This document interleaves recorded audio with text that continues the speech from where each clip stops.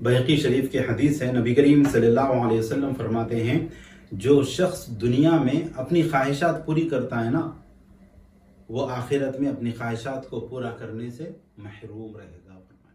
آپ دیکھیں گے اس سے مراد کیا ہے؟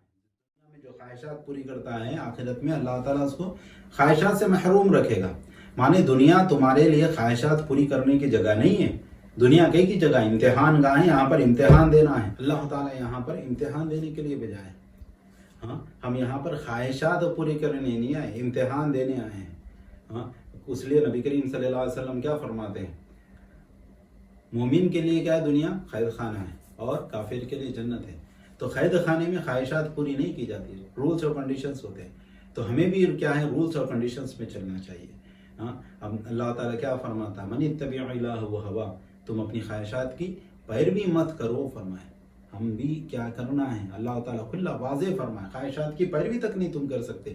تمہیں اگر نماز پڑھنا ہے، دل میں خواہش ہوئی تو فوراً نماز نہیں پڑھنے کا حکم ہے، کیونکہ تم عبادت اپنے خواہش کے تحت کر رہے، اللہ کے لیے نہیں کر رہے۔ تم اللہ اپنے پہلے روکنا ہے، اپنے آپ کو رکانا ہے۔ خواہش دل میں نماز پڑھنے کی بھی آئی تو 1-2 سیکنڈ رک جاؤ، رک کے پہلے اپنی خواہشات کو مارو کہ نہیں، میں میری خواہش کے لیے نماز نہیں پڑھوں، اللہ کے لیے نماز پڑھ رہا ہوں۔ پہلے اپنی خواہش جو ہے روک کے، تم نے دل میں خواہش ہوئی فوراً جا کے نماز پڑھ لیے تو یہ بھی خواہش کے تحت ہوئی۔ اللہ کوئی خواہش مت کرو۔ ہاں، اسی طرح جو ہے ہمارا کو دنیا میں خواہشات پوری نہیں کرنا۔ ان کے لیے نبی کریم صلی اللہ علیہ وسلم کیا فرما رہے ہیں؟ ہاں، تم اگر دنیا میں خواہشات کرتے ہیں تو اللہ تعالیٰ آخرت میں تمہارے خواہشات کے لیے کوئی جگہ نہیں رکھا ہے۔ ہاں، دنیا میں اپنی نفس کو مار کے تم دنیا میں رب چاہی زندگی جیو گے نا، اللہ تعالیٰ آخرت میں تمہارو من چاہی زندگی جو ہے دے گا۔ تو ہمیں دنیا کی دیکھنا ہے، آخرت کی دیکھنا ہے۔ اگر آخرت کی دیکھنا ہے، آخرت میں کامیابیاں چاہ رہے تو دنیا میں تو قربانیاں دینا پڑے گا آپ کو۔ بغیر قربانی کی کوئی چیز حاصل نہیں ہوتی۔ آپ کو قربانی دینا ہے تو جو ہے آپ کو آخرت میں درجات بھی ملیں گے۔ دنیا میں قربانی بھی دیں گے تو آخرت میں درجات ملیں گے۔ اگر دنیا میں آپ کو جو ہے آپ قربانی نہیں دیں گے، خواہشات کی زندگی گزاریں گے تو آخرت میں کوئی چیز آپ کے لیے نہیں رکھی ہوئی ہے۔ وہاں پر سوائے مصیبتوں کے، پریشانیوں کے، عذاب کے کوئی چیز نہیں رکھی ہوئی ہے۔ اس لیے ہمیشہ یاد کر رکھو کہ اللہ کا ڈر دل میں پیدا رکھو۔ سب دنیا سے ڈرنے کی کوئی ضرورت نہیں، دنیا والے کوئی کچھ نہیں کر سکتا۔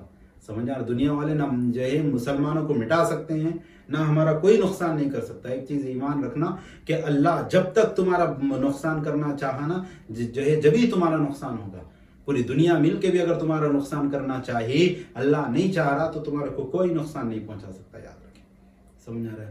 آپ دیکھیں مچھلی سمندر میں بڑے بڑے شارک رہتے ہیں، مچھلیاں رہتے ہیں، ہر قسم کا، چھوٹے سے لے کے بڑے قسم تک جانور رہتے ہیں، سب ایک ہی تالاب میں اور سب جی رہے ہیں۔ جس کو کب مرنا ہے اللہ تعالیٰ ان کی زندگی اور موت طے رکھا ہے۔ وہ جو مچھلی جب مرنا ہے، جو کیڑا جب مرنا ہے تبھی مرتا، اس سے پہلے نہیں مرتے۔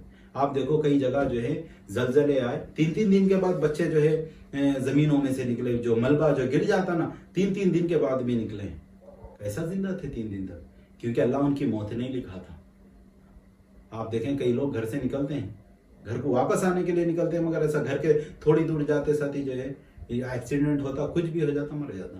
ایک حادثہ تو یوں ہوا کہ جو ہے دلہا شادی کے لیے جا رہا، راستے میں ایکسیڈنٹ ہو گیا، مر گیا۔